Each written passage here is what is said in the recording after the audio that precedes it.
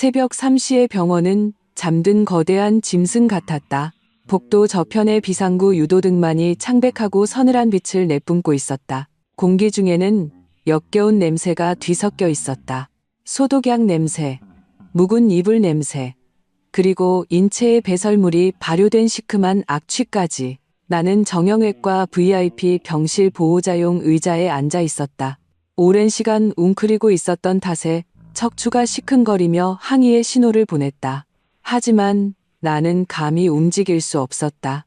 아주 살짝 몸을 뒤척이는 것만으로도 침대 위에서 신음하고 있는 그 남자를 깨울 수 있었기 때문이다. 내 남편, 박시우, 은주야, 물 좀. 박시우의 목소리는 거칠게 갈라져 있었고 애써 고통을 억누르는 듯했다. 그는 눈을 감은 채 미간을 잔뜩 찌푸리고 있었고 이마에는 식은땀이 가득했다. 그의 하반신은 두꺼운 깁스로 고정된 채 견인 장치에 매달려 있었다. 마치 삶에게 처형당한 표본처럼. 나는 이미 감각이 없어진 다리를 이끌고 용수철처럼 튀어올랐다. 익숙하게 미지근한 물을 타서 빨대를 꽂아 그의 입가로 가져갔다. 천천히 마셔요, 시우 씨. 진통제 더 필요해요? 박시우가 힘겹게 눈을 떴다. 한때 나를 그토록 빠져들게 했던 다정한 눈에는 이제 붉은 핏줄이 가득했다. 죄책감과 깊은 애정이 뒤섞인 눈빛이었다. 여보, 힘들게 해서 미안해. 다 내 잘못이야. 운전하다가 조심하지 못해서 이렇게 되고 당신까지 휴가 내고 간호하게 만들고 바보 같은 소리 말아요. 우린 부부잖아요. 나는 티슈를 꺼내 그의 입가에 묻은 물기를 부드럽게 닦아주었다. 하지만 마음속에서는 칼로 찌르는 듯한 통증이 밀려왔다. 3일 전 박시우는 심각한 교통사고를 당했다. 경찰은 브레이크 고장으로 가드레일을 들이받은 것으로 결론 내렸다. 목숨은 건졌지만 의사는 그의 두 다리가 분쇄 골절되었고 신경까지 손상되어 남은 평생을 휠체어에서 보내야 할지도 모른다고 말했다. 이는 한창 사업이 상승가도를 달리던 남자에게는 청천벽력과도 같은 재앙이었다. 그리고 30살의 건설 원가 관리 엔지니어인 나, 고은주에게는 이제껏 질서정연하게 유지해온 중산층의 삶이 완전히 무너졌음을 의미했다. 지난 3일간 나는 거의 눈을 붙이지 못했다. 낮에는 병실에서 사무실에서 보낸 긴급 감사 메일을 처리해야 했고 밤에는 2시간마다 그의 몸을 뒤집어주고 닦아주고 소변을 받아내야 했다. 내 정신은 끊어지기 직전에 바이올린, 현처럼 극도로 팽팽하게 긴장되어 있었다. 그 사촌 동생은 박시우가 물을 다 마신 후 병실을 쓱 훑어보며 아무렇지 않은 듯 물었다. 유나 씨는 당신 주려고 사골국 끓이러 집에 갔어요. 아마 아침 일찍 가져올 거예요. 나는 수액 속도를 조절하며 대답했다. 이유나는 박시우의 먼 친척 동생으로 갓 졸업하고 서울에 일자리를 구하러 와 잠시 우리 집에 묵고 있었다. 그 아가씨는 입에 발린 말을 잘했고 손발도 빨랐다. 지난 며칠간 그녀가 잔심부름을 도와주지 않았다면 나는 진작에 쓰러졌을 것이다. 너무 무리하지 말라고 해. 당신도 좀 자. 그러다 쓰러지겠어. 박시우가 힘없이 한숨을 쉬며 다시 눈을 감았다. 바로 그때 병실 문이 조용히 열렸다. 야간 근무 중인 송지의 수간호사였다. 그녀는 40대 중반으로 얼굴에는 늘 생사를 초월한 듯한 냉담함이 서려 있었지만 일처리는 매우 깔끔했다. 그녀는 이 사립병원 정형외과의 기둥 같은 존재였다. 평소에는 누구에게나 무뚝뚝했지만 유독 나에게는 지난 며칠간 무언가 하고 싶은 말이 있는 듯한 눈빛을 보내곤 했다. 약 갈 시간입니다. 송수간호사가 치료 카트를 밀고 들어오며 목소리를 낮춰 말했다. 복도의 정적을 깨뜨릴까 조심하는 듯했다.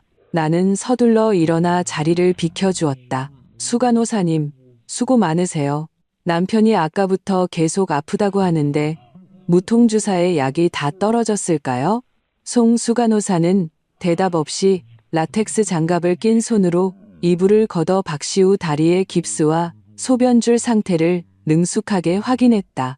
그녀의 손길은 부드러웠지만 눈빛은 박시우의 감은 눈을 날카롭게 꿰뚫는 듯했다. 보호자분, 간호사실 가서 생리식염수 2병만 좀. 가져다 주시겠어요? 이게 다 떨어졌는데 여분이 없네요. 송수간호사가 갑자기 나를 돌아보며 말했다. 거절할 수 없는 단호한 어조였다. 나는 잠시 멈칫했다. 이런 잔심부름은 보통 간병인이나 실습 간호사가 하는 일이었다. 하지만 송수간호사의 심각한 얼굴을 보고는 감히 더 묻지 못하고 고개를 끄덕이며 밖으로 나섰다. 내가 치료 카트 옆을 지나 송수간호사와 스쳐 지나가는 바로 그 순간 내 손바닥에 차갑고 뾰족한 작은 종이 뭉치가 쥐어졌다. 너무나도 갑작스러운 감촉이었다. 마치 살을 파고드는 가시 같았다. 나는 무의식적으로 입을 열어 물어보려 했지만 송수간호사는 나에게 등을 보인 채 박시우의 베개를 고쳐주고 있었다. 동시에 그녀는 등 뒤로 다른 손을 숨겨 나에게 아주 빠르고 은밀하게 입을 다물라는 손짓을 했다. 심장이 철렁 내려앉았다.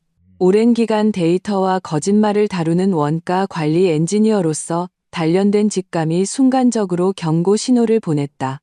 나는 뒤돌아보지도 멈추지도 않고 그 종이 뭉치를 꽉 쥔 채 침착하게 병실을 걸어 나갔다. 복도에는 아무도 없었다. 나는 간호사실 끝에 있는 탕비실로 빠르게 걸어갔다. CCTV 사각지대였다.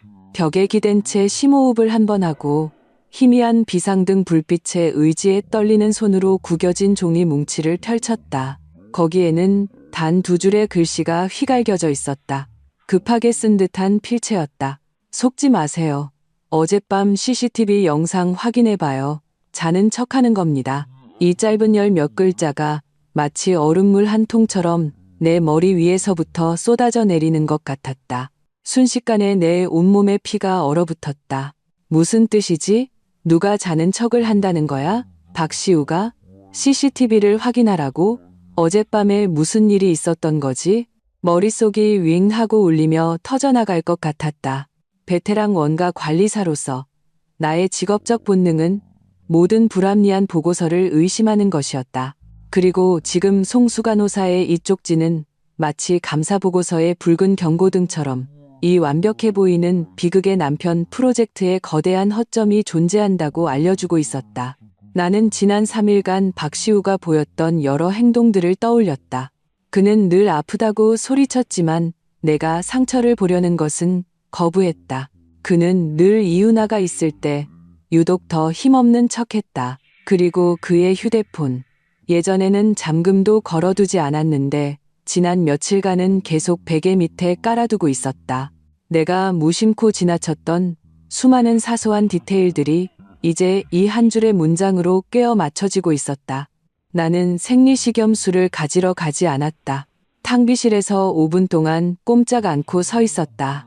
손톱이 살을 파고드는 고통이 나를 이성적으로 만들어줄 때까지. 나는 쪽지를 잘게 찢어 변기에 버리고 물을 내렸다. 그리고 찬물로 세수를 하고 거울을 보며 지쳐 보이지만 여전히 온화한 미소를 지어 보였다. 고은주, 침착해. 울고불고 한다고 해결될 문제는 아무것도 없어. 증거가 필요해. 병실로 돌아왔을 때 내 손에는 생리식염수 2병이 들려 있었다. 수간호사님, 가져왔습니다. 내 목소리는 평온했다. 송수간호사는 박시우에게 이불을 덮어주던 중이었다. 내 목소리를 듣고 그녀는 나를 돌아보며 깊은 눈빛으로 바라보았다. 그 눈빛에는 동정과 격려가 담겨 있었다. 됐어요. 오늘 밤은 별일 없을 겁니다. 좀 쉬세요. 그녀는 식염수를 받아 걸어두고 카트를 밀며 병실을 나갔다. 침대 위 박시우는 여전히 눈을 감은 채 규칙적인 숨소리를 내고 있었다. 나는 보호자 의자에 앉아 내가 3년간 사랑했고 3일간 헌신적으로 간호했던 남자를 바라보았다. 이 고요한 새벽, 그는 갑자기 너무나도 낯설게 느껴졌다. 그의 창백한 얼굴은 어두운 조명 아래서 마치 한꺼풀의 가면처럼 보였다.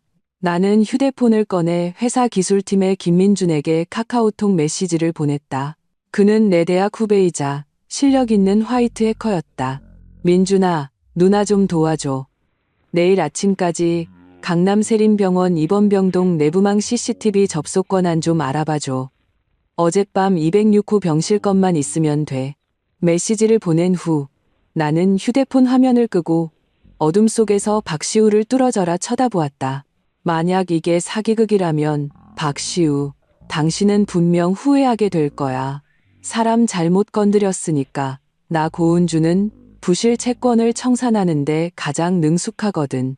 다음 날 아침, 회사에 긴급 프로젝트 결산 회의가 있어 직접 주재해야 한다는 핑계를 대고 병원을 나섰다. 하지만 나는 회사로 가지 않았다. 병원 지하 주차장에 가장 눈에 띄지 않는 구석에 차를 세우고 문과 창문을 잠갔다. 가느다란 담배 한 개비에 불을 붙였다. 자욱한 연기 속에서 노트북 화면이 희미하게 빛났다. 김민주는 일 처리가 빨랐다. 아침 8시 정각에 암호화된 링크 하나를 보내왔다. 누나, 요청한 거 구했어. 근데 이 병원 보안 시스템이 꽤 빡세네. 이 링크 30분밖에 유지 안 되니까 빨리 봐. 나는 깊게 숨을 들이쉬고 반쯤 태운 담배를 껐다. 이어폰을 끼고 링크를 클릭했다. 화면이 잠시 흔들리더니 흑백의 북한 시점으로 고정되었다.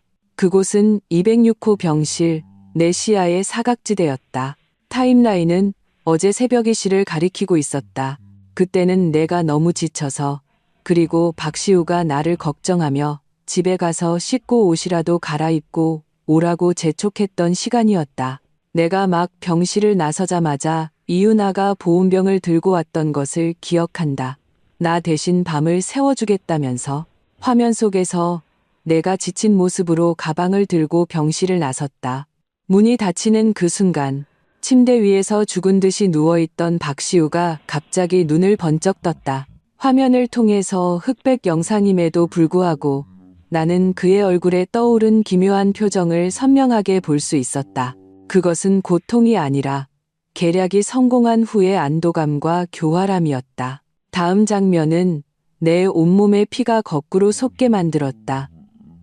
한기가 발끝에서부터 정수리까지 치솟았다.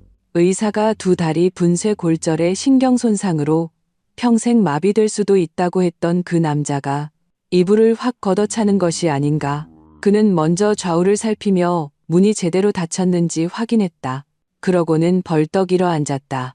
그 동작은 부드럽고 허리 힘이 넘쳤으며 조금의 망설임도 없었다. 이어서 두꺼운 깁스를 한 그의 두 다리가 유연하게 들어 올려지더니 허공에서 몇 번 흔들리기까지 했다. 내 손이 통제 불능으로 떨리기 시작했다. 하마터면 옆에 있던 커피를 쏟을 뻔했다. 이것이 소위 분쇄 골절이라고? 이것이 소위 평생 휠체어를 타야 한다는 거라고? 이게 의학의 기적인가? 아니, 이건 내 지능을 바닥에 내동댕 이치는 천인공노할 거짓말이었다. CCTV는 계속 재생되고 있었다. 몇 분 후 병실 문이 열리고 이윤아가 들어왔다. 그녀의 손에는 분명 보온병이 들려 있었다. 하지만 그녀가 들어와서 가장 먼저 한 일은 국을 따르는 것도 병세를 묻는 것도 아니었다. 그녀는 그대로 박시우의 품에 뛰어들었다. 살살. 이 깁스 너무 무거워서 다리 저려. 박시우가 웃으며 이윤아의 엉덩이를 툭툭 쳤다. 그 동작이 역겨울 정도로 능숙했다. 이윤아가 애교 섞인 투정으로 그의 가슴을 쳤다. 그리고 보온병에서 꺼낸 것은 사골국이 아니라 커다란 치킨 박스와 맥주 몇 캔이었다. 죽는 줄 알았네. 매일 반송장처럼 누워있는 척하느라 고기 한 점 못 먹고 고은주 그 여자가 끓여주는 죽은 새 모이처럼 싱거워 빠졌어. 박시우가 닭다리 하나를 집어 개걸스럽게 뜯기 시작했다. 입가에 기름이 번들거리는 모습은 병실에서 내가 보던 그 허약한 환자와는 완전히 다른 사람이었다. 조금만 참아, 오빠. 아니, 자기야. 이윤아가 포도 하나를 까서 그의 입에 넣어주며 뱀처럼 그의 몸에 휘감겼다. 그 여자만 집 팔면 우리 좋은 날 오는 거잖아. 집을 판다고? 나는 이 키워드를 예리하게 포착하고 즉시 볼륨을 높였다. 어젯밤에 좀 넘어왔어. 이윤아가 물었다. 목소리에는 감출 수 없는 탐욕이 묻어 있었다. 거의 다 됐어. 박시우가 치킨을 씹으며 냉소했다. 지난 며칠간 내가 이렇게 비참하게 연기하고 의사까지 동원해서 심각하다고 겁줬는데 그 여자 성격에 분명 못 버틸 거야. 그 강남 대치동 학군 아파트 지금 시세로 20억은 할걸. 그 여자 도장만 찍으면 그 20억이 손에 들어오는 거야. 내 도박 빚도 다 갚고 남은 돈으로 우리 해외 가서 신나게 사는 거지. 혹시 오빠 진단서 보자고 하면 어떡해? 걱정 마. 다 손 써놨어. 그 주치에 나랑 한 배를 탄 놈이야. 그놈도 빚더미에 앉아서 내 돈 기다리고 있거든. 고은주한테 보여준 엑스레이 사진은 다 가짜고 진짜는 벌써 폐기했지. 난 기껏해야 연조직 타박상 정도야. 2주만 쉬면 멀쩡해져. 박시우가 말하며 얼굴에 음흉한 표정을 지었다. 고은주 그 멍청한 여자는 공부만 할 줄 알지 감정적으로는 완전 백치야. 내가 하는 말은 뭐든지 믿어. 집 팔고 돈만 들어오면 바로 이혼하자고 할 거야. 그때가 되면 한 푼도 못 받고 오히려 나를 제대로 간호 못해서 장애인으로 만들었다는 누명까지 쓰게 만들어서 알거지로 내쫓을 거야. 시우 오빠 진짜 나쁘다. 근데 너무 좋아. 이윤아가 콧소리를 내며 웃었다. 두 사람의 몸이 좁은 병상 위에서 뒤엉켰다. 답. 나는 세게 노트북을 덮었다. 속에서 역한 것이 치밀어 올랐다. 차 문을 열고 길가 나무를 붙잡고 헛구역질을 했다. 눈물이 걷잡을 수 없이 흘러나왔다. 슬퍼서가 아니었다. 극도의 분노와 생리적인 혐오감 때문이었다. 그랬구나.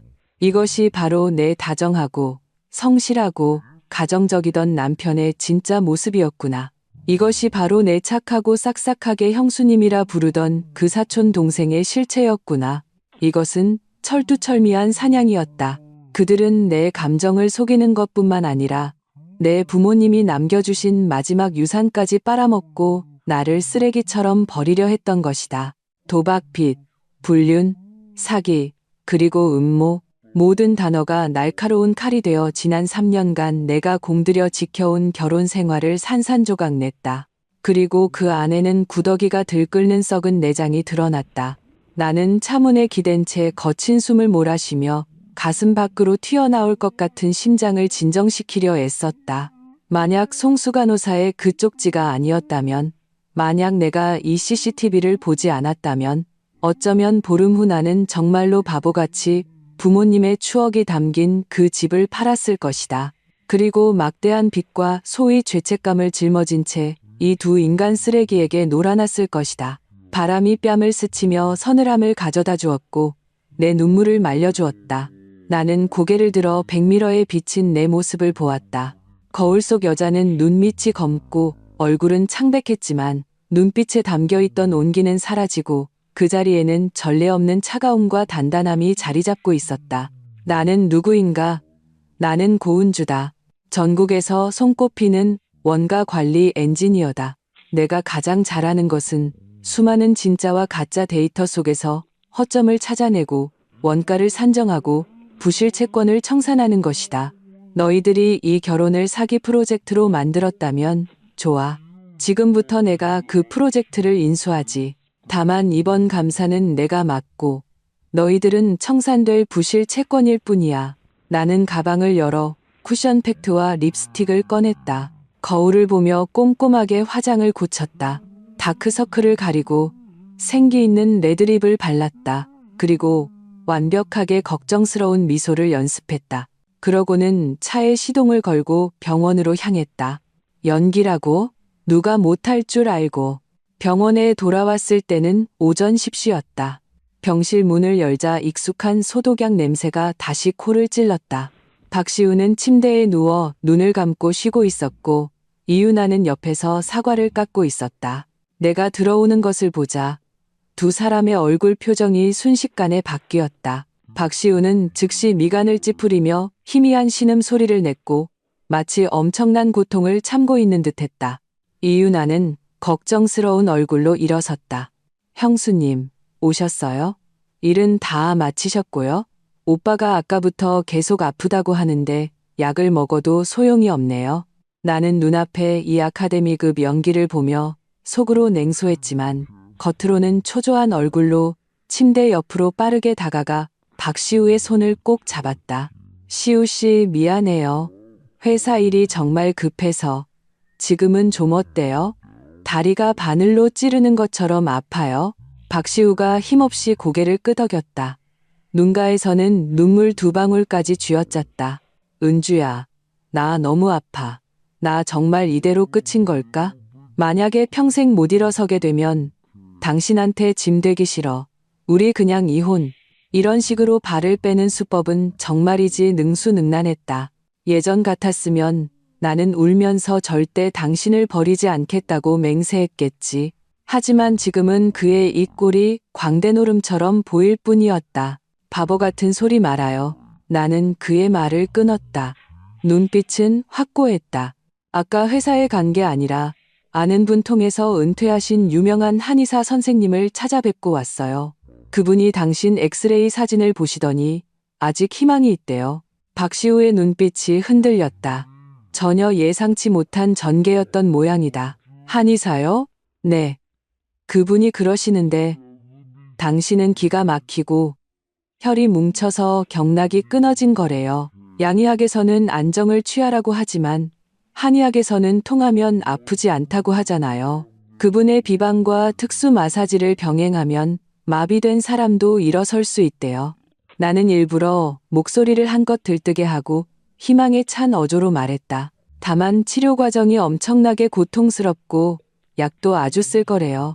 뜨거운 약 찌꺼기로 찜질도 해야 하고요. 시우 씨, 일어서기 위해서라면 꼭 참아야 해요. 박시우와 이윤아가 서로를 쳐다보았다. 눈빛에 당황한 기색이 스쳤다. 그럴 필요까지야. 의사 선생님은 그냥 쉬면 된다고 했는데 박시우가 발을 빼려 했다. 그게 무슨 말이에요? 나는 얼굴을 굳히고 엄격한 어조로 말했다. 양의학에서는 평생 휠체어를 타야 한다는데 우리가 그냥 앉아서 기다릴 수만은 없잖아요. 10,000분의 1의 희망이라도 있다면 시도해봐야죠. 제가 이미 예약금으로 500만 원이나 냈어요. 오후에 그분 제자가 와서 첫 교정 마사지를 해줄 거예요. 내가 아픈 척하는 걸 그렇게 좋아하니 내가 진짜 아프게 해줄게. 그 500만 원은 너를 위한 체험 수업료라고 생각해. 진퇴양난에 빠진 박시우의 표정을 보며 나는 마음속에서 비뚤어진 쾌감을 느꼈다. 형수님, 500만 원이라니 너무 비싼 거 아니에요? 우리 집 지금 이윤아가 옆에서 끼어들었다. 자기들 주머니로 들어오지 못한 돈이 아까운 모양이었다. 나는 고개를 돌려 그녀를 깊이 쳐다보았다. 돈은 있다가도 없는 거예요. 시우 씨만 낳을 수 있다면 전 재산을 다 팔아서라도 할 거예요. 아, 맞다. 윤아 씨. 며칠 동안 시우 씨 돌보느라 힘들었을 텐데 오후에는 집에 가서 좀 쉬어요. 여기는 내가 지킬게요. 이윤아가 거절하려 했지만 나는 기회를 주지 않았다. 나는 그대로 몸을 돌려 침대 옆 협탁을 정리하기 시작했다. 그들에게 등을 돌린 틈을 타 나는 재빨리 휴대폰의 은행 앱을 열고 두 번째 계획인 자산감사에 착수했다. 내 손가락이 복잡한 공사 원가표를 계산하듯 화면 위를 빠르게 움직였다. 먼저 우리 공동 명의 계좌, 잔액은 3억 원으로 표시되어 있었다. 하지만 거래 내역을 살펴보니 지난 반년 동안 수십 건의 소액 이체가 있었다. 입금자명은 XX 상사라는 유령 회사였고 비고란에는 모두 물품 대금 또는 투자라고 적혀 있었다. 나는 기업 정보 사이트에 접속해 그 회사 이름을 입력했다.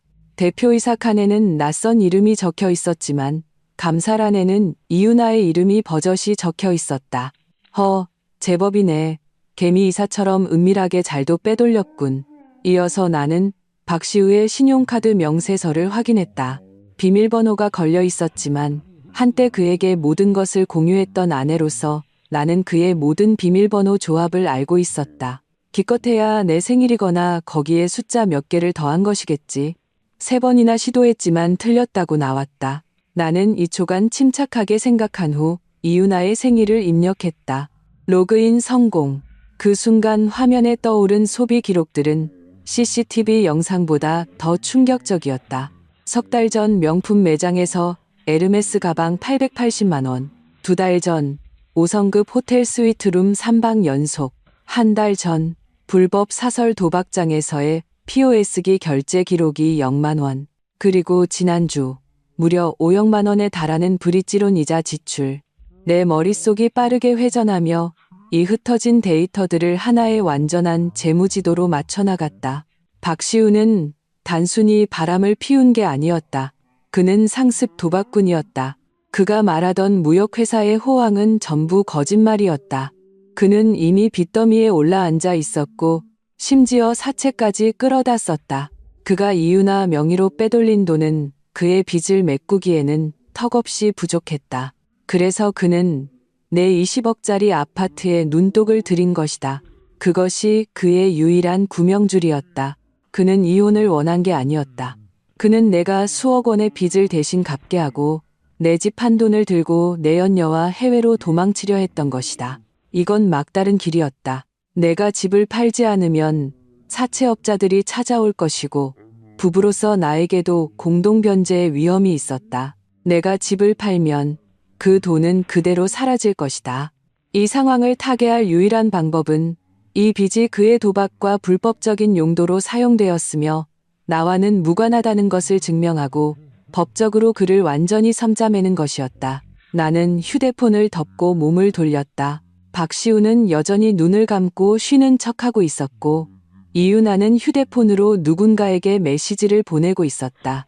이 두 사람을 보니 갑자기 그들이 불쌍하게 느껴졌다. 자신들이 큰 판을 짜고 있다고 생각하겠지만 진짜 선수는 이제 막 첫 수를 뒀을 뿐이라는 것을 그들은 모르고 있었다. 시우 씨, 나는 부드럽게 그를 깨웠다. 병을 고치려면 돈이 드는 건 당연하죠. 방금 생각해봤는데 그 집 당신이 정말 급하다면 팔 수 있어요. 박시우가 번쩍 눈을 떴다. 눈에 담긴 탐욕이 흘러넘칠 것 같았다. 심지어 다친 다리마저 움찔거렸다. 정말이야, 여보? 하지만 그건 장인 장모님이 당신한테 남겨주신 건데 우리만 무사하면 집은 나중에 또 살 수 있죠. 나는 창가로 걸어가 햇빛을 등지고 서서 그들이 내 표정을 읽지 못하게 했다. 그런데 집문서가 본가 금고에 있는데 어머님이 생전에 설정해 두신 신탁이라서 꺼내려면 시간이 좀 걸려요. 공증 절차도 거쳐야 하고요. 얼마나? 이윤아가 박시우보다 더 급하게 불쑥 물었다. 아마 보름 정도 걸릴 거예요. 나는 미소 지으며 말했다. 마침 그 보름 동안 당신은 안심하고 한방 치료를 받으면 되겠네요. 몸이 좀 좋아지면 같이 가서 수속 밟아요. 보름. 그 보름 동안 나는 너희들에게 자승자박이 무엇인지, 지옥문이 어떻게 생겼는지 똑똑히 보여주겠다. 오후 2시, 전설적인 한의사의 제자라는 분이 정시에 도착했다. 사실 이 사람은 내가 비싼 돈을 주고 평판이 아주 좋은 정통 마사지 샵에서 모셔온 고급 기술자였다. 성은 김씨, 사람들은 그를 김약손이라 불렀다. 그는 부채처럼 크고 힘줄이 굵은 손가락을 가지고 있었고 평소 고질적인 어깨, 목, 허리, 다리 통증을 전문으로 치료했다. 그의 수기요법은 힘이 기적을 만든다는 것으로 유명했다. 나는 김시후에게 간단하게 요구했다. 제 남편 다리 경락이 심하게 막혔어요. 골절 부위는 건드리면 안 되지만 허리와 다리의 다른 근육들은 강하게 마사지해 주셔야 해요. 반드시 어혈을 풀어야 합니다. 만약 남편이 아프다고 소리치면 그건 막힌 곳이 뚫리는 신호니까 절대 손을 멈추지 마세요. 김시후는 보수가 두둑하고 사람을 살리는 일이라는 생각에 가슴을 치며 장담했다. 걱정 마십시오. 제가 알아서 하겠습니다. 아주 시원하게 풀어드리죠. 병실에서 박시우는 김시후의 우람한 근육을 보며 불안한 듯 마른 침을 삼켰다. 여보, 이거 정말 괜찮을까? 의사 선생님은 안정을 취하라고 했는데 그는 마지막 발악을 하고 있었다. 시우 씨, 걱정 말아요. 나는 옆에 앉아 사과를 깎으며 흔들림 없는 눈빛으로 말했다. 이분은 제가 온갖 인맥을 동원해서 모셔온 분이에요. 생각해보세요. 의사가 아니면 뭘 믿겠어요? 평생 휠체어 신세를 지고 싶어요? 이런 식으로 몰아붙이자 박시우는 회복을 간절히 바라는 자신의 캐릭터를 유지하기 위해 마지못해 고개를 끄덕일 수밖에 없었다. 알았어요. 그럼 시작하죠. 김시후는 망설이지 않았다. 먼저 뜨겁게 데운 한약 팩 2개를 퍽 소리와 함께 박시우의 허벅지 안쪽과 허리에 붙였다. 흡! 박시우가 숨을 들이켰다. 약팩의 온도는 그가 평생 겪어보지 못한 뜨거움이었다. 참아요. 이게 경락을 뚫는 첫 단계예요. 나는 옆에서 응원했다. 유나 씨, 어서 오빠 어깨 좀 꽉 눌러줘요. 움직이면 약효가 안 들어가요. 이유나는 당황했지만 내 엄한 눈빛에 어쩔 수 없이 다가가 박시우의 상반신을 눌렀다. 이어서 김시후의 큰 손이 쇠집게처럼 박시우의 종아리를 움켜쥐었다. 깁스를 한 부위는 피해서 그리고 힘을 주기 시작했다. 아, 끔찍한 비명이 병실을 울렸다. 박시우의 얼굴은 순식간에 돼지간처럼 시뻘개졌고 이마에는 푸른 힘줄이 솟아올랐다. 몸은 새우처럼 격렬하게 튀어올랐다. 아파. 멈춰요. 부러지겠어. 그가 미친 듯이 침대를 두들겼다. 꽉 잡아요. 나는 큰 소리로 지시했다. 이건 기혈이 막힌 곳을 뚫고 나가는 소리예요. 아플수록 더 심하게 막혔다는 증거라고요. 시우 씨, 우리의 미래를 생각해요. 당신이 다시 일어설 그날을 생각하란 말이에요. 김시후도 순진한 사람이었다. 환자가 이렇게 비명을 지르자 병세가 심각하다는 것을 더욱 확신하고 손에 힘을 더 주었다. 참으시오, 형씨.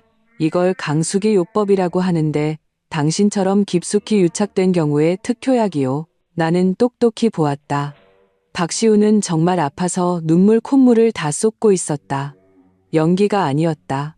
하지만 그는 자신이 아프지 않다고 말할 수도 없었고 회복이라는 도덕적 명분 아래 반복해서 짓밟힐 수밖에 없었다. 이것이 바로 벙어리 냉가슴 앓듯 하는 상황이었다.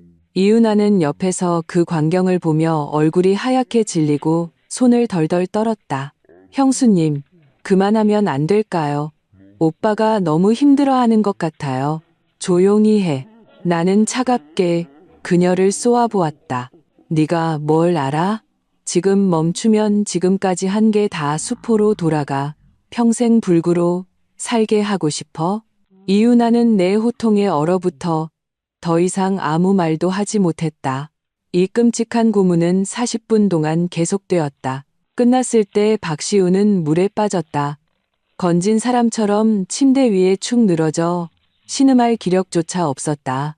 나는 수건을 가져와 그의 땀을 부드럽게 닦아주었다. 하지만 내 눈빛은 얼음장처럼 차가웠다. 수고했어요, 여보. 김시후가 그러는데 비명은 요란했지만 근육 반응이 아주 좋대요. 내일 또 계속해요. 박시우의 동공이 격하게 흔들렸다. 극도의 공포에 질린 눈빛이었다. 내일의 치료를 피하기 위해 그날 밤 박시우는 연기를 시작했다. 은주야, 그 집 말이야. 그는 힘없이 내 손을 잡으며 조급한 목소리로 말했다. 생각해봤는데 이 치료 너무 고통스럽고 효과가 있을지도 모르겠어. 난 더 이상 당신한테 짐이 되기 싫어. 우리 그냥 집부터 내놓는 게 어때? 돈이 생기면 해외에 가서 최고의 전문가를 찾아보면 고통을 좀 덜 수 있을지도 모르잖아. 나는 그의 속셈을 꿰뚫어 보고 속으로 냉소했다. 드디어 참지 못하는구나. 시우 씨, 당신이 급한 거 알아요. 나는 한숨을 쉬며 난처한 표정을 지었다. 사실 저도 빨리 하고 싶은데 어제 집에 가서 찾아보니까 금고 열쇠가 안 보이더라고요. 변호사한테 물어보니 재발급이랑 공증까지 하려면 빨라야 열흘에서 보름은 걸린대요. 그렇게 오래? 박시우의 목소리가 한 톤 높아졌다가 린의 실수를 깨닫고 다시 낮췄다. 다른 방법은 없을까? 예를 들어 중개인이랑 가계약이라도 맺고 계약금을 좀 받는다든가. 나는 생각에 잠긴 척했다. 안 될 건 없죠. 근데 요즘 부동산 시장 단속이 심해서 원본 없이는 중개인이 매물로 올려주질 않아요. 하지만 나는 잠시 말을 멈추고 준비해둔 미끼를 던졌다. 제 명의로 된 정기예금이 하나 있는데 5억 정도 돼요. 다음 주에 만기인데 위약금 물고 해지하면 일단 급한 불은 끌 수 있을 거예요. 5억이라는 말에 박시우의 눈이 반짝 빛났다가 금세 어두워졌다. 5억은 그의 거대한 빚구멍을 메우기에는 세 발에 피었지만 없는 것보다는 나았다. 그럼 일단 그 5억부터 찾자. 그가 조급하게 말했다. 일단 입원비랑 앞으로 재활치료비 일부라도 내게. 알았어요. 내일 바로 처리할게요. 나는 순순히 고개를 끄덕였다. 사실 그 예금은 이미 다른 곳으로 옮겨놓았다. 내가 그에게 이런 희망을 주는 것은 그가 며칠 동안 희망을 품고 절망감에 섣부른 행동을 하지 않도록 하기 위함이었다. 돈이 곧 들어온다고 믿는 한 그는 계속해서 좋은 남편 연기를 할 것이다.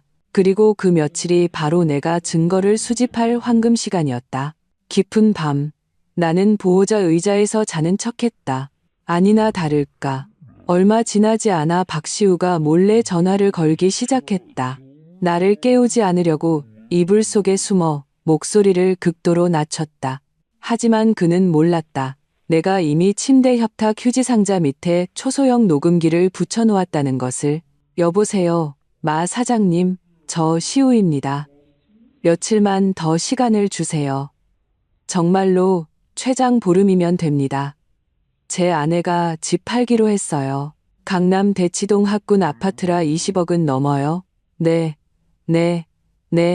당연히 갚을 수 있죠. 뭐라고요? 팔 하나를 자른다고요? 아, 아니, 마 사장님, 우리 교양 있는 사람들이잖아요.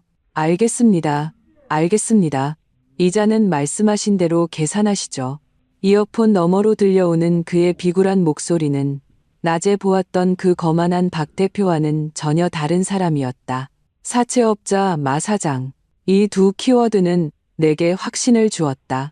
불법 대출과 폭력적인 채권 추심에 연루되어 있다는 것은 그 자체로 거대한 법적 리스크였다.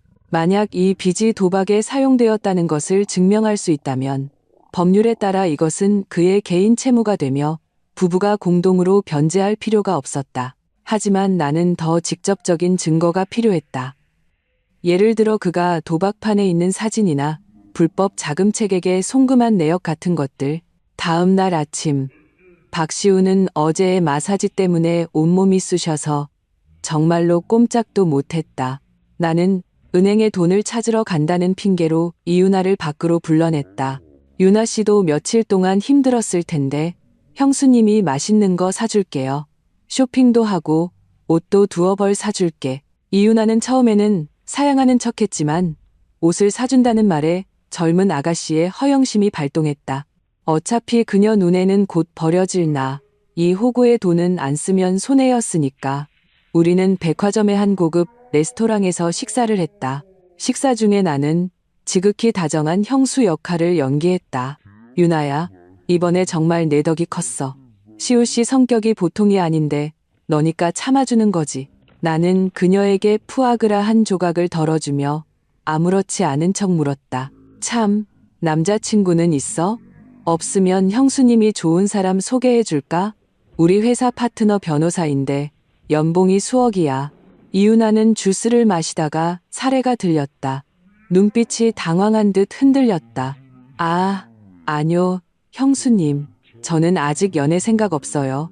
하긴 너희 젊은 애들은 생각이 자유롭지.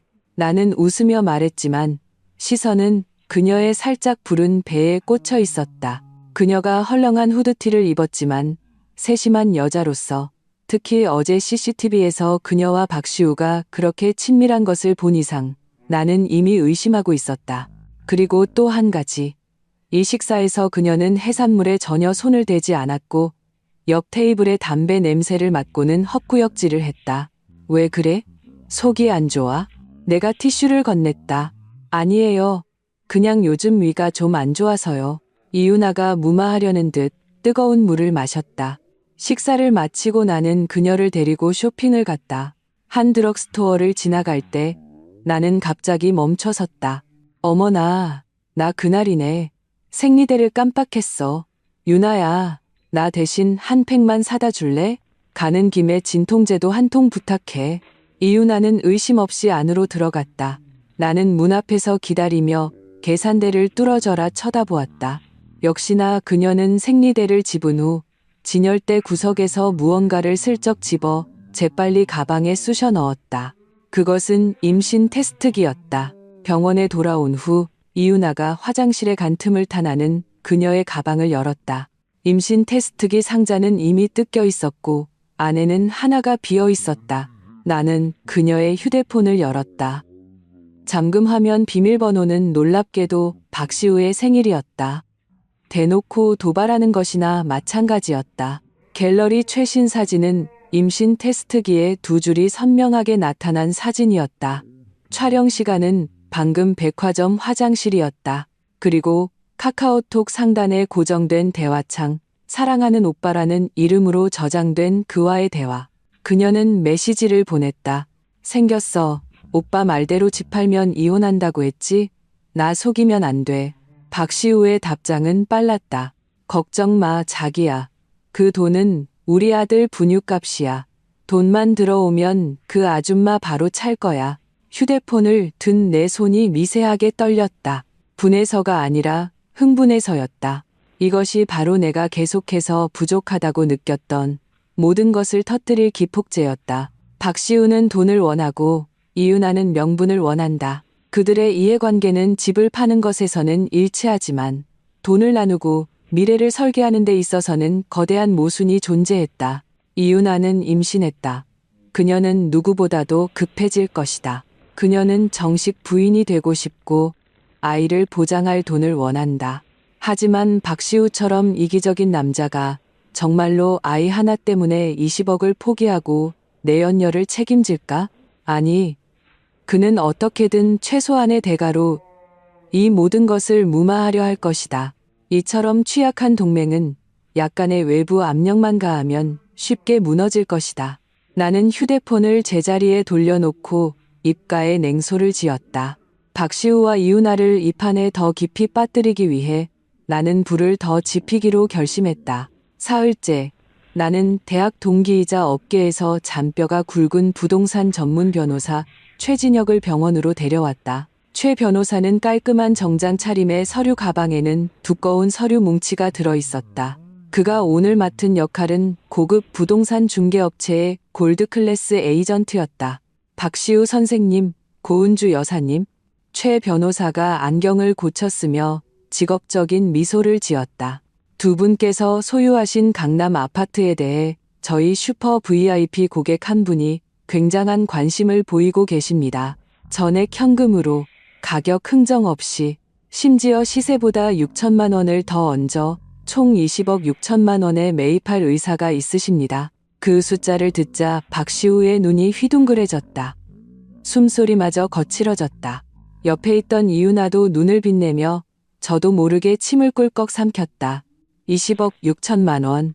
빚더미에 앉은 그들에게 이것은 하늘에서 떨어진 돈벼락이나 마찬가지였다. 하지만 최 변호사는 말을 바꾸며 잠시 뜸을 들였다. 다만 고객분께 조건이 하나 있습니다. 무슨 조건이요? 박시우가 급한 나머지 침대에서 벌떡 일어날 뻔했다. 목소리마저 갈라졌다. 고객이 외국 국적의 교포라서 자금이 국내로 들어오려면 에스크로 계좌를 거쳐야 합니다. 이 돈은 먼저 은행 감독 계좌로 입금되고 소유권 이전 절차가 모두 완료된 후에야 동결이 해제되어 두 분께 지급될 수 있습니다. 이 절차는 외환관리법 때문에 대략 한 달 정도 소요됩니다. 한 달이요? 박시우는 목이 졸린 오리처럼 얼굴이 새하얗게 질렸다. 안 됩니다. 너무 길어요. 저 지금 급하게 돈이 필요하단 말입니다. 목숨이 걸린 돈이에요. 그렇다면 방법이 없군요. 최 변호사가 어깨를 으쓱하며 서류를 챙기는 척했다. 고객께서는 전액 현금 조건은 이 절차뿐이라고 하셨습니다. 만약 기다리실 수 없다면 대출을 끼고 사는 매수자를 찾아야 하는데 그건 절차가 더 느려서 은행 대출 실행까지 최소 3개월은 걸립니다. 박시우는 식은땀을 뻘뻘 흘리며 당황한 눈빛으로 나를 쳐다보았다. 그는 마 사장이 준 마지막 기한이 다음 주라는 것을 잘 알고 있었다. 한 달은커녕 일주일도 기다릴 수 없었다. 정말로 팔이 잘릴 판이었다. 바로 그때 내가 옆에서 적절하게 끼어들었다. 초조한 표정으로. 그럼 어떡해요? 시우 씨 다리는 더 이상 기다릴 수 없는데 비싼 치료비가 매일같이 나가고 있잖아요. 최 팀장님 전문가시니까 방법 좀 생각해 주세요. 돈을 빨리 받을 수만 있다면 좀 덜 받아도 괜찮아요. 최 변호사가 나를 쳐다보았다. 눈빛에는 완벽한 호흡이 담겨 있었다. 그가 잠시 생각에 잠기더니 말했다. 방법이 하나 있긴 합니다.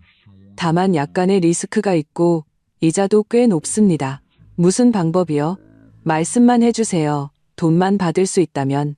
박시우가 지푸라기라도 잡는 심정으로 매달렸다. 리스크 따위는 신경 쓸 겨를도 없었다. 요즘 시장에 브릿지론이라는 단기 대출 서비스가 있습니다. 최 변호사가 목소리를 낮추고 신비로운 척했다. 이 주택매매 의향서를 가지고 일부 사금융 기관에 담보로 맡길 수 있습니다. 20억이 넘는 매매 대금이 보장되기 때문에 대출이 아주 빠릅니다. 기본적으로 당일 입금도 가능하죠. 다만 이자가 월 3% 정도로 꽤 높습니다. 박시우는 사금융 기관이라는 말을 듣자 눈이 번쩍 뜨였다. 이거 완전 사채잖아. 이 바닥은 그가 잘 알았다. 하지만 이내 내가 그의 사채 빚을 모른다는 사실을 떠올렸다. 만약 그가 너무 잘하는 척하면 의심을 살 수 있었다. 그래서 그는 망설이는 척했다. 이자가 좀 높네요. 은주야, 당신 생각은 어때? 그러게요, 높네요. 나도 미간을 찌푸리며 걱정스러운 표정을 지었다. 그냥 그만둘까요? 다른 매수자를 기다려봐요. 안 돼. 박시우가 다급하게 소리쳤다. 여보, 내 다리가 못 기다려. 더 끌면 나 정말 불구된다고. 이자 좀 높은 게 대수야? 어차피 한 달만 지나면 매매 대금 들어오는데 그 정도 이자는 세 발의 피지. 내 다리를 위해서, 우리 미래를 위해서 그 정도 돈이 뭐가 아까워. 나는 그의 안달난 모습을 보며 속으로 냉소했다. 물고기가 미끼를 물었구나. 알았어요. 나는 마지못해 고개를 끄덕였다. 하지만 시우 씨, 이런 브릿지로는 제가 잘 몰라요. 그리고 리스크를 지는 것도 무섭고요. 이 서류는 당신이 직접 서명해야 해요. 내가 할게. 내가 해. 박시우는 내가 마음을 바꿀까봐 두려워 덥석 약속했다. 내가 공동 명의자고 또 병치료를 위한 거니까 당연히 내 책임이지. 최 변호사는 즉시 준비해온 중개서비스 계약서와 빈 대출 의향서를 꺼냈다. 물론 그 대출 의향서는 함정이었다. 내용에는 매매 대금을 담보로 한다는 조항이 있었지만 실제로는 박시우의 개인 채무 책임을 가중시키고 교묘하게 나의 연대 책임을 배제하는 조항이 포함되어 있었다. 대출 용도란에 박시우는 도박 빚을 숨기기 위해 스스로 개인 의료 및 사업 자금이라고 적었다. 박시우는 제대로 읽어보지도 않고 펜을 집어들어 휙휙 서명을 했다. 서명을 마친 그는 안도의 한숨을 내쉬었다. 마치 20억이 이미 자기 주머니에 들어온 것 같았다. 그는 나와 최 변호사를 보며 마치 도박판에서 역전을 앞둔 도박꾼 같은 광적인 미소를 지었다. 최 팀장님, 감사합니다. 이 일 잘 되면 제가 꼭 큰 사례를 하겠습니다. 별 말씀을요, 박 선생님. 최 변호사가 서류를 챙기며 나와 눈치채지 못할 눈빛을 교환했다. 그럼 저는 먼저 자금책과 연락해서 내일이라도 돈을 마련해 드리도록 노력하겠습니다. 병실을 나와 복도에서 최 변호사가 나에게 엄지를 치켜 세웠다.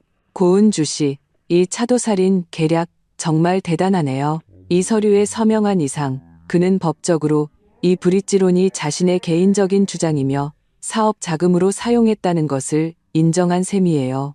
나중에 이 빚이 부부 공동 채무라고 우겨도 판사는 이 명백한 증거를 보고 그의 손을 들어주지 않을 겁니다. 그가 스스로 욕심을 부린 거죠. 나는 옷깃을 여미며 담담하게 말했다.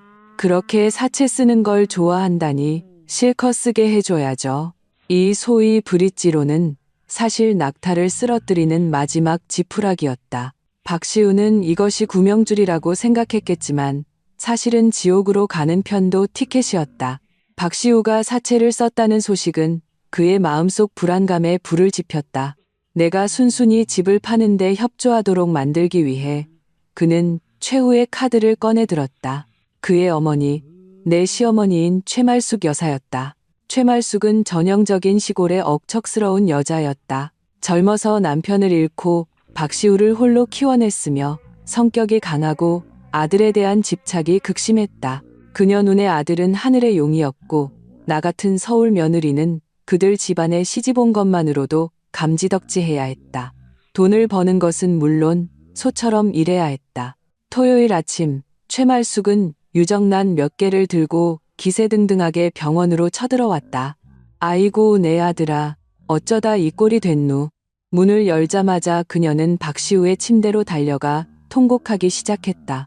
그 소리가 천지를 울릴 정도였다. 이게 무슨 날벼락이냐. 멀쩡하던 사람이 어쩌다 마비가 됐어. 박시우는 억울한 표정으로 연기에 동참했다. 어머니, 전 괜찮아요. 그냥 다리에 감각이 없을 뿐이에요. 최말숙이 갑자기 고개를 돌려 나를 노려보았다. 손가락이 내 코앞까지 닿을 기세였다. 고은주, 너는 내 아들을 어떻게 돌본 거냐?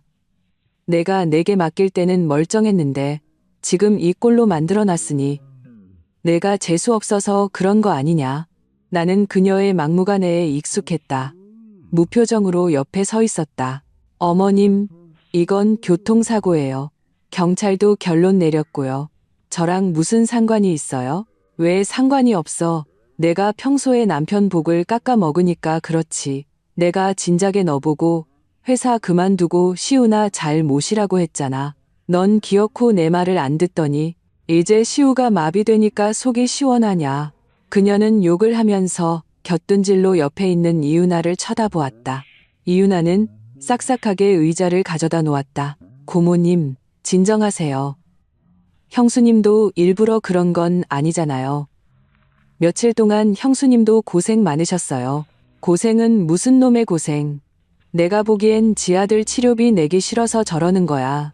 최말숙이 침을 뱉었다. 내가 시우한테 들었다. 그 용한 의사가 고칠 수 있다는데 돈이 든다고. 고은주, 내가 너한테 똑똑히 말하는데 그 집 무조건 팔아야 한다. 그건 목숨값이야. 내가 안 팔면 내가 내 회사 찾아가서 난리를 칠 거다. 내가 사람 죽어가는 거 보고도 돈 안 내는 독한 년이라고 온 동네방네 소문낼 테다. 나는 속으로 혀를 찼다. 이 노파는 역시 박시우의 총알바지로 동원되었구나. 어머님, 진정하세요. 나는 심호흡을 하고 어쩔 수 없다는 듯 말했다. 저 이미 시우 씨한테 약속했어요. 집하는 절차 진행 중이에요. 하지만 어머님도 아시잖아요. 큰 자산이라 수속이 그렇게 빠르지 않아요. 수속이고 뭐고 난 몰라. 난 돈만 있으면 돼. 최말숙이 바닥에 주저앉아 떼를 쓰기 시작했다. 오늘 돈 못 받으면 나 여기서 안 나가. 여기서 잘 거야. 이 막장 드라마를 보며 나는 화가 나기는커녕 오히려 희미한 희열을 느꼈다. 그래, 더 크게 떠들어. 시끄러울수록 좋아. 나는 조용히 주머니에 있던 녹음기 버튼을 눌렀다. 심지어 물을 따르러 가는 척하며 공기청정기로 위장해 선반 위에 놓아둔 카메라 각도까지 조절했다. 왜냐하면 이제부터 나올 대화가 진짜 하이라이트였기 때문이다. 내가 최말숙의 밥을 사러 나간 사이 병실에는 이 세 식구만 남았다. CCTV 화면 속에서 최말숙은 순식간에 울고불고 하던 표정을 거두고 목소리를 낮춰 박시우에게 물었다.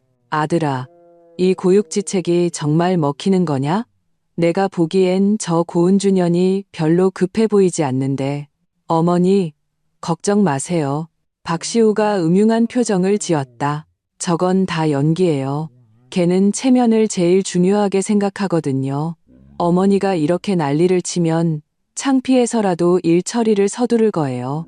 그럼 다행이고. 최말숙이 가슴을 쓸어내렸다. 돈만 받으면 바로 이혼해라. 저 여자는 너무 영악해서 다루기 힘들어. 우리 유나가 훨씬 낫지. 엉덩이도 크고 애도 잘 낳게 생겼잖아. 딱 봐도 아들 낳을 관상이야. 이윤아가 부끄러운 듯 고개를 숙이며 배를 만졌다. 고모님, 무슨 말씀을요? 어머나 아직 배도 안 나왔는데. 최말숙이 이윤아의 배를 보며 기뻐했다. 시우야, 네가 한 말 진짜냐? 유나가 정말 애를 가졌어? 가졌어요. 얼마 전에 확인했어요. 박시우가 드이하게 웃었다. 어머니, 우리 박씨 집안의 대가 이어지게 됐어요. 그래서 이 집은 꼭 팔아야 해요. 팔면 빚도 갚고 우리 손주한테 큰 집도 사줄 수 있다고요. 좋다, 좋아. 최말숙이 기뻐서 입을 다물지 못했다. 저 독한 년이 돈 안 주려고 버티면 내가 시우 다리 분질러 놨다고 소문낼란다. 어차피 지금 시우는 침대에 누워 있으니 우리가 하는 말이 다 진실이 되는 거지. 이어폰으로 이 대화를 들으며 나는 냉소했다. 어머님, 이번 어시스트는 정말 신의 한 수네요. 협박, 명예훼손, 사실혼, 공모. 이 모든 죄목을 어머님께서 직접 녹음해 주셨네요. 박시우와 최말숙은 집을 팔고 손주를 얻을 단꿈에 젖어 있었지만 가장 중요한 한 가지를 잊고 있었다. 불균등한 분배. 이윤아는 모든 것을 원했고 박시우는 빚에서 벗어나길 원했으며 사채업자는 원금과 이자를 원했다. 이 세 그룹의 이해관계는 절대 조화를 이룰 수 없었다. 이제 그들에게 불을 더 지필 때가 왔다. 월요일, 나는 일부러 병원 입구에 차를 세우고 급하게 서류를 처리하러 가는 척하며 이윤아에게 차에서 서류 한 부를 가져다 달라고 부탁했다. 그 서류는 내가 정교하게 위조한 해외 자산관리 신탁 초안이었다. 서류의 내용은 간단했다. 박시우가 한 역외 회사에 약 5억 원의 자금집 판돈에서 빚을 갚고 남은 액수와 거의 일치했다를 해외로 이전할 계획이며 수혜자는 샌디라는 영어 이름, 비고란에는 전 여자친구, 첫사랑이라고 적혀 있었다. 물론 이건 거짓말이었다. 박시우가 무슨 해외 신탁이 있겠는가. 그는 여권마저 만료 직전이었다. 하지만 식견이 좁고 극도로 불안정한 이유나 같은 여자에게 이것은 청천벽력과도 같았다. 역시나 10분도 채 되지 않아 CCTV에서 이윤아가 박시우를 다그치는 목소리가 들려왔다. 박시우, 샌디가 누구야? 남은 돈 전부 나랑 아이한테 준다며 왜 해외로 빼돌리는데? 이윤아가 그 서류를 박시우 얼굴에 던졌다. 목소리가 날카롭게 찢어지는 듯했다. 박시우는 어리둥절한 표정으로 서류를 집어들고는 말문이 막혔다. 이건 내 거 아니야. 나 이런 거 한 적 없어. 내게 아니라고? 여기 내 이름이랑 주민등록번호까지 다 적혀 있잖아. 이윤아는 들으려고도 하지 않았다. 그래, 날 이용한 거지? 나보고 연기해서 고은주 돈 뜯어내게 하고 돈 받으면 그 여우 같은 년이랑 도망가려고. 나랑 아이는 뭔데? 내 도구였어? 윤아야, 내 말 좀 들어봐. 이건 분명 오해야. 박시우가 식은땀을 흘리며 이윤아의 손을 잡으려 했지만 거칠게 뿌리쳐졌다. 안 들어. 지금 당장 고은주한테 갈 거야. 내가 아픈 척하는 거, 사채 쓴 거, 내가 내 아이 임신한 거 다 말해버릴 거야. 이윤아는 완전히 이성을 잃고 밖으로 뛰쳐나가려 했다. 너 미쳤어. 박시우도 다급해졌다. 어디서 그런 힘이 났는지 침대에서 벌떡 튀어 올랐다. 물론 절반쯤 튀어 오르다가 깁스 때문에 바닥에 넘어졌지만 그는 필사적으로 이윤아의 다리를 붙잡았다. 지금 걔한테 말하면 우리 다 끝장이야. 한 푼도 못 받는다고. 사채업자들이 날 죽일 거야. 그건 내 사정이지. 내가 먼저 배신했으니 나도 가만 안 있어. 이윤아가 울부짖으며 그를 때렸다. 이 장면은 카메라를 통해 고스란히 내 휴대폰으로 전송되었다. 나는 병원 아래층 카페에 앉아 라떼를 마시며 이 개싸움을 감상했다. 박시우는 이윤아를 달래기 위해 맹세를 할 수밖에 없었다. 윤아야, 맹세할게. 이 서류는 분명 가짜야. 고은주, 그 쌍년이 위조한 거야. 우리를 떠보려고. 네가 그거 믿으면 걔 계략에 넘어가는 거라고. 하늘에 맹세하는데 돈 받으면 바로 너한테 2억 보내줄게. 그리고 샌디 그 여자는 벌써 죽은 지 오래야. 정말? 이윤아가 울음을 그치고 의심스러운 눈으로 그를 쳐다보았다. 정말이야. 난 너만 사랑해. 그 고은주는 애도 못 낳는 멍청한 년이야. 내가 어떻게 걔한테 돈을 주겠어. 차라리 그 돈을 불태워버리고 말지. 좋아. 애도 못 낳는 멍청한 년이라는 이 문장. 아주 선명하게 녹음됐다. 이것은 단순한 감정적 모욕이 아니라 극도의 공포 속에서 드러난 그의 진짜 속내였다. 그리고 이것은 이 결혼에 대한 내 마지막 연민을 끊어버리는 지푸라기가 되었다. 박시우, 내가 그렇게 말했으니 내가 누가 진짜 멍청이인지 보여주지. 그들이 내부 분열을 일으키는 동안 외부에서의 내 증거 수집 작업도 마지막 퍼즐 조각을 맞췄다. 송지혜 수간호사는 매우 중요한 인물이었다. 그날 그녀가 쪽지를 준 것은 박시우의 행태를 더 이상 눈뜨고 볼 수 없었기 때문이었다. 그녀의 도움으로 나는 결정적인 증거를 손에 넣었다. 박시우의 진짜 엑스레이 사진. 알고 보니 그날 사고 후 박시우는 도박에 빠진 응급실의 젊은 의사를 매수하여 자신의 엑스레이 사진과 진짜 분쇄 골절 환자의 사진을 바꿔치기 했던 것이다. 그리고 그는 겨우 연조직 타박상과 경미한 실금 정도의 부상이었다. 이런 부상은 마비는커녕 2주만 쉬면 걸어 다닐 수 있었다. 그 젊은 의사는 박시우에게 500만 원을 받고 입을 다물었다. 나는 이 진짜 엑스레이 사진을 들고 보험사 조사원인 이 팀장을 찾아갔다. 이 팀장은 업계에서 보험 사기를 잡아내는 신으로 불렸다. 고 여사님, 이거 완전 대박인데요. 이 팀장이 사진을 보며 흥분된 눈빛으로 말했다. 진료 기록 위조, 거액의 상해 보험금 사기라. 박시우 씨가 사고 직전에 무려 30억 원짜리 고액 상해 보험에 가입했더군요. 이 정도 금액이면 감옥에서 썩고도 남겠네요. 그뿐만이 아니에요. 나는 다른 자료를 건넸다.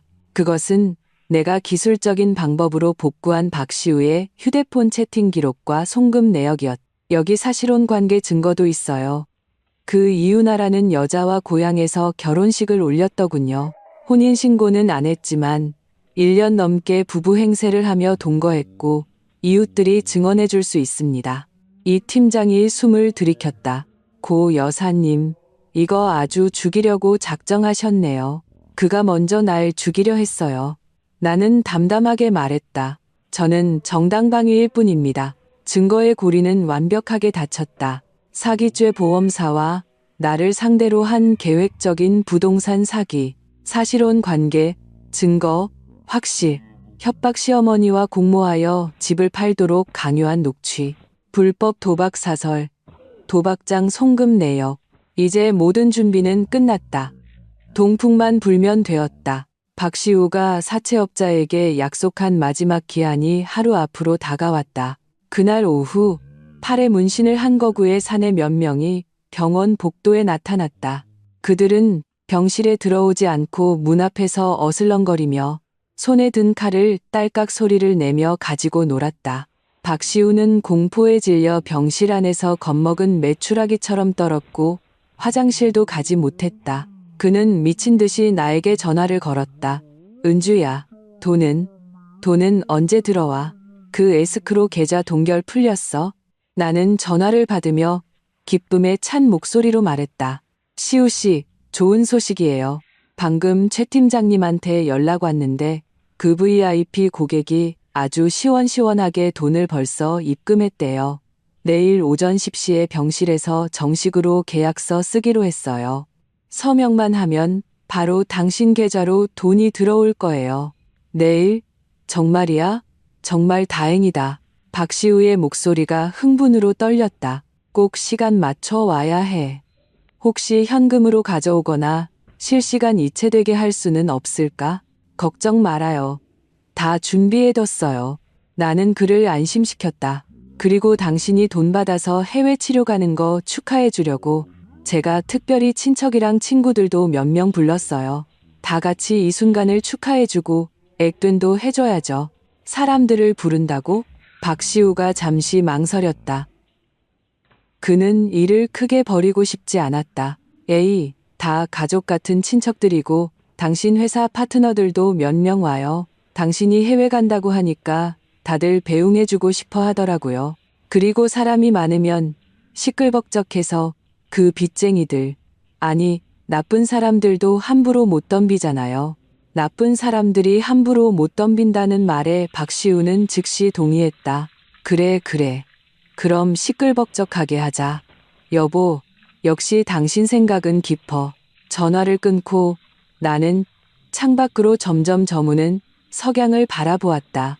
이것이 박시우가 자유로운 세상에서 보는 마지막 노을이 될 것이다. 내일 저 병실은 더 이상 그의 피난처가 아니라 그를 심판하는 법정이 될 것이다. 나는 모든 서류를 정리하고 두꺼운 증거 자료들을 인쇄하여 검은 서류 가방에 담았다. 그 기분은 마치 저격수가 마지막 한 발을 위해 총을 닦는 것 같았다. 박시우, 내가 너를 위해 준비한 이 성대한 파티가 마음에 들길 바란다. 화요일 오전 9시 50분. 햇살이 비현실적으로 눈부셨다. 병실은 작은 회의장처럼 꾸며져 있었다. 박시우는 일부러 이윤아에게 깨끗한 환자복으로 갈아입혀달라고 했고 심지어 머리까지 다듬어 한껏 멋을 냈다.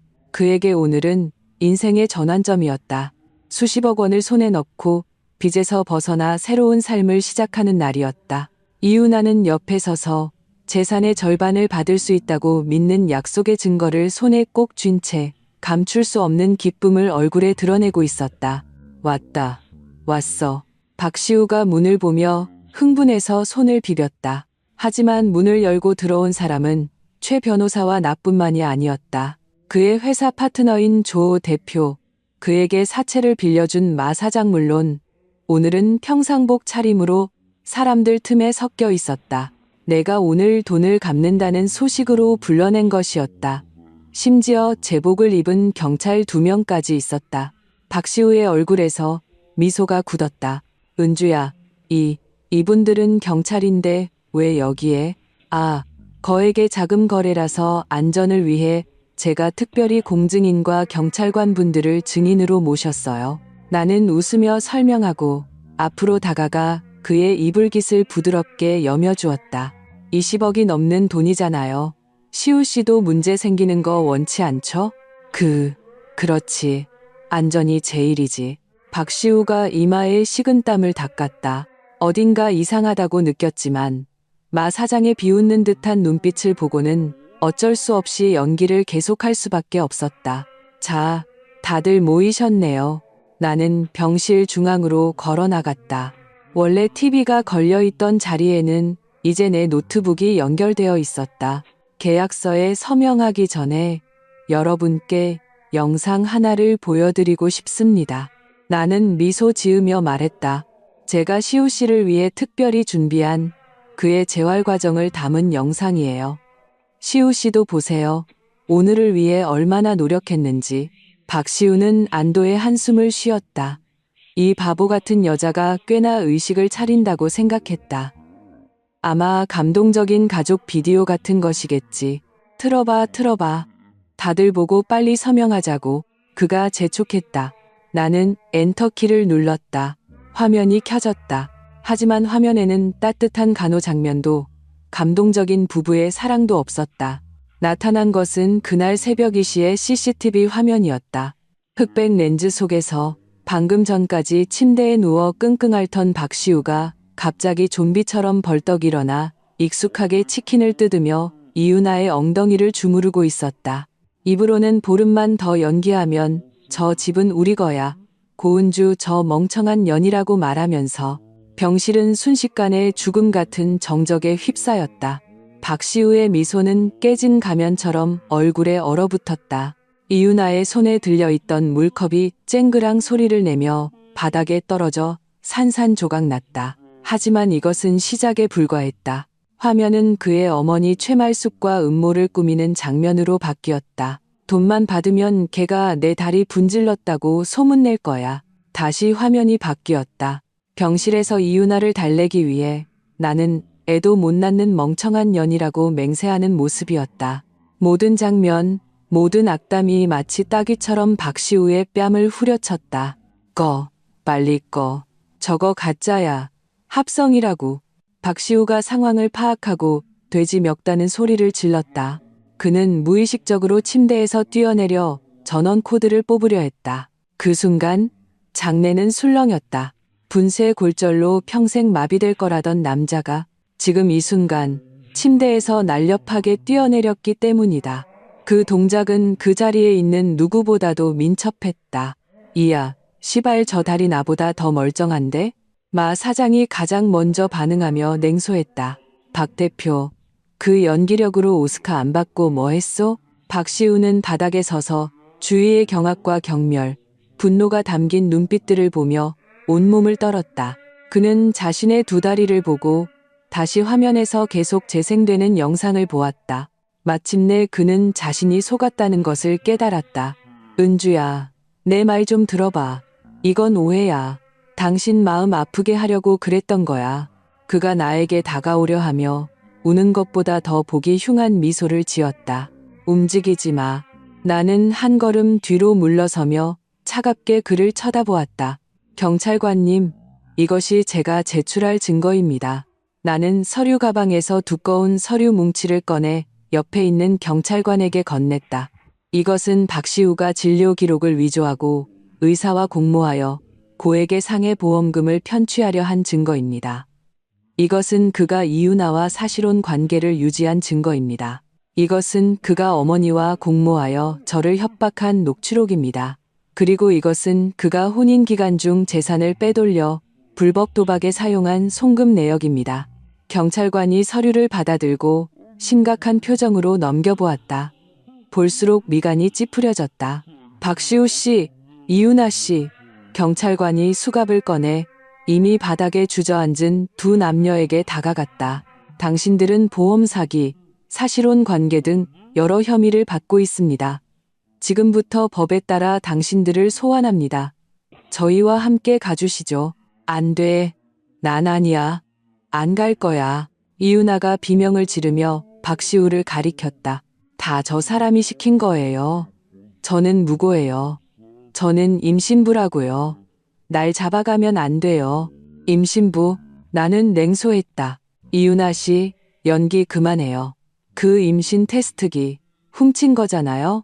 내가 다 알아봤어요. 당신 지난주에 생리했잖아요.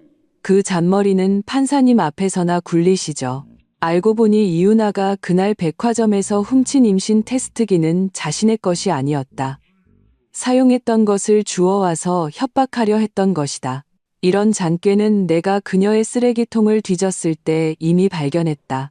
박시우는 이유나가 임신하지 않았다는 말을 듣자 완전히 무너졌다. 그는 이유나에게 달려들어 그녀의 목을 졸랐다. 이 쌍년. 네가 감히 날 속여? 네가 내 아이를 가졌다고? 네가 날 죽였어. 두 사람은 진흙탕에서 서로를 물어뜯는 미친 개처럼 뒤엉켜 싸웠다. 그만. 경찰관이 다가가 두 사람을 강제로 떼어놓았다. 철컥 소리와 함께 차가운 수갑이 그들의 손목에 채워졌다. 마 사장은 옆에서 침을 뱉었다. 박시우, 감옥 가는 것도 좋지. 하지만 이 빚은 끝난 게 아니야. 내가 나오면 그때 다시 천천히 계산하자고. 박시우는 그 말을 듣고 다리에 힘이 풀려 바지에 오줌을 지렸다. 그는 끝났다는 것을 알았다. 완전히 끝났다. 단순한 징역살이가 아니라 밖에는 갚을 수 없는 사채, 빚이 기다리고 있었다. 그의 인생은 공포와 절망 속에서 보내게 될 운명이었다. 끌려가기 전 그는 나를 돌아보았다. 그 눈빛에는 예전의 오만함과 위선은 사라지고 끝없는 후회와 공포만이 남아있었다. 은주야, 살려줘. 나 내 남편이잖아. 나는 그를 마치 재활용 불가능한 쓰레기 더미를 보듯 쳐다보았다. 박시우, 내가 나를 계산하기 시작한 그 순간부터 넌 내 남편이 아니었어. 내 목소리는 평온했다. 아무런 파동도 없었다. 넌 그저 내 인생의 장부 위에 기록된 하나의 부실 채권일 뿐이야. 그리고 이제 그 채권은 청산됐어. 박시우와 이유나가 끌려간 후 병실은 마침내 조용해졌다. 나는 박시우가 누워있던 그 침대에 앉아 창밖의 푸른 하늘을 보며 길게 숨을 내쉬었다. 이 싸움은 정말 힘들었지만 정말 통쾌했다. 한 달 후 법원의 판결이 나왔다. 박시우는 보험 사기죄, 금액이 커서와 사실혼 관계 등 여러 죄목이 병합되어 징역 12년을 선고받았다. 이유나는 공범이었지만 수사에 협조한 점 그녀는 신문 과정에서 박시우를 물고 늘어졌다. 이 참작되어 징역 3년에 집행유예 4년을 선고받았다. 빚 문제에 대해서는 법원이 내 증거를 채택하여 박시우의 대출이 주로 도박과 개인적인 낭비에 사용되었고 사기 행위가 있었음을 인정하여 부부 공동 채무에 해당하지 않는다고 판결했다. 나는 단 한 푼도 갚을 필요가 없었다. 내가 교도소에서 박시우를 면회한 날이 그를 마지막으로 본 날이었다. 두꺼운 유리창 너머로 그는 삭발을 하고 수의를 입은 채 깡마른 모습이었다. 눈빛은 멍했다. 은주야, 나 보러 왔구나. 그가 수화기를 들었다. 목소리가 떨렸다. 역시 날 잊지 못한 거지. 내가 나가면 정말 잘할게. 우리 다시 시작하자. 이 지경에 이르러서도 그는 여전히 꿈을 꾸고 있었다. 나는 아무 말도 하지 않고 가방에서 엑셀표 한 장을 꺼내 유리에 붙였다. 이게 뭐야? 그가 눈을 가늘게 뜨고 보았다. 우리 결혼 3년간의 장부야. 나는 담담하게 말했다. 집 사고 차 사는 것부터 사소한 생활비까지 내가 한 푼 한 푼 다 기록해뒀어. 3년간 내가 당신을 위해 쓴 돈이 3억 2천만 원이야. 당신 월급 통장에서는 매달 50만 원 생활비만 들어왔고 나머지 돈은 당신이 도박으로 날리거나 다른 여자한테 줬지. 박시우, 당신은 항상 내가 너무 계산적이라고 정이 없다고 말했지. 사실 나는 내 사랑을 데이터로 수치화했을 뿐이야. 안타깝게도 당신은 그걸 이해하지도 못했고 그럴 자격도 없어. 나는 표를 거두고 일어섰다. 이혼 판결은 어제 확정됐어. 당신의 그 썩은 빚은 평생 거기서 천천히 갚아. 아, 맞다. 마 사장이 전해달라는 말이 있어. 거기 안에 자기 아는 동생들 많다고 잘 보살펴줄 거래. 그 말을 듣자 박시우는 유리창에 달려들어 미친 듯이 두들기며 무언가 소리쳤지만 나는 이미 수화기를 내려놓고 돌아섰다. 이번에는 뒤돌아보지 않았다. 반년 후 나는 사무소의 시니어 파트너로 승진했다. 그리고 하마터면 팔릴 뻔했던 그 강남의 대형 아파트로 이사했다. 금요일 저녁 나는 송지혜 수간호사와 식사를 약속했다. 지난 반년 동안 우리는 무엇이든 털어놓는 친구가 되었다. 그날 그녀의 쪽지가 아니었다면 내 인생은 완전히 다른 모습이었을 것이다. 은주 씨, 요즘 얼굴이 좋아 보이네요. 송지혜가 나에게 와인을 따라 주었다.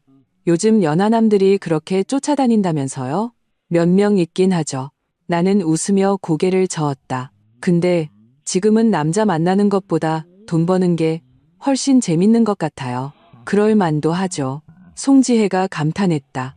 그런 일을 겪었으니 당신은 정말 불사조처럼 다시 태어난 거예요. 참, 그 이유나라는 애 고향 가서 선봤다는데 교도소 다녀온 거 소문나서 동네에서 얼굴도 못 들고 다닌대요. 지금은 문 밖에도 못 나간다고 하더라고요.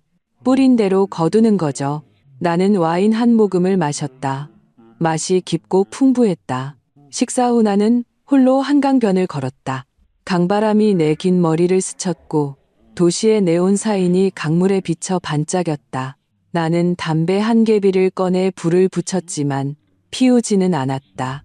그저 손끝에서 타오르는 붉은 불꽃을 바라보았다. 3년 전 나와 박시우도 이곳에 있었다. 그는 한쪽 무릎을 꿇고 나에게 청혼하며 평생 나를 지켜주겠다고 맹세했다. 그때의 맹세는 참으로 진실하게 들렸었다. 사람은 변한다. 하지만 데이터는 변하지 않는다. 논리도 변하지 않는다. 원가 관리 엔지니어로서 나는 평생 모든 계산을 정확히 하면 인생을 잘 살 수 있을 거라고 생각했다. 하지만 이제 나는 깨달았다. 결혼은 산수 문제가 아니었다. 그것은 불확실한 논리였다. 신뢰가 무너졌을 때 당신을 지킬 수 있는 유일한 것은 당신의 명석한 두뇌와 손에 쥔 패뿐이다. 나는 담배꽁초를 쓰레기통에 버렸다. 불꽃이 꺼지는 것을 지켜보았다. 휴대폰이 진동했다. 회사에서 보낸 새로운 프로젝트 메일이었다. 조 단위의 새로운 건설 프로젝트 감사가 나를 기다리고 있었다. 나는 미소 지으며 트렌치코트 깃을 여미고 길가에 세워둔 차를 향해 힘차게 걸어갔다. 이것이 바로 고은주의 새로운 인생이었다.